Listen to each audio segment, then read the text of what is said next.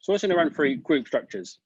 So when you set your company up originally, say for instance, it's you at the top there, and you might have a trading company, you might have an investment company, or a SPV, a property that you might be doing a development in, any other kind of limited shelf life business transaction. So what would usually happen is if you've got a trading company, it generates profits, it's generating cash flow. This could be a rent to SA business, a typical trading business, anything that generates cash flow monthly and you use it to fund your lifestyle. However, once it gets to a certain size, you're going to look to reinvest those profits and actually purchase assets, purchase properties.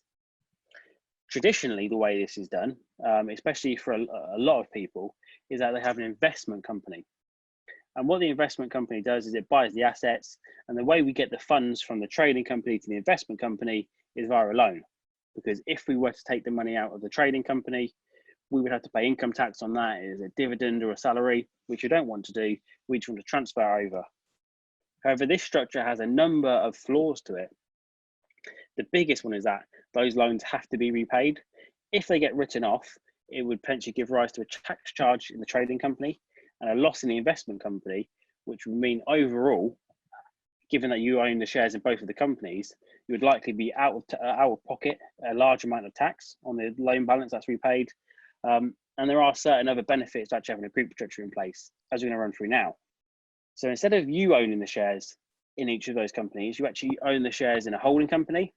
And in turn, it's that holding company which owns the shares in all of those subsidiaries. You might have a trading company here, an investment company. What happens is the trading company generates cash, that gets paid as a dividend up to the holding company. And in turn, that holding company loans it down to the investment company. The advantages to having it structured this way are that you can move property around tax-free. You can actually sell that trading company tax-free due to something called the substantial shareholders exemption, which is a fantastic relief. So if you sold that trading company for £500,000, your holding company wouldn't pay any tax on that, and your holding company would have £500,000 cash in its bank account. In addition to this, you can move properties around with no stamp duty. So as you venture into developments and things like that, you can actually move them from your development company to your investment company very tax efficiently. And eventually what happens is you would add to this over time if you wanted to do an SPV.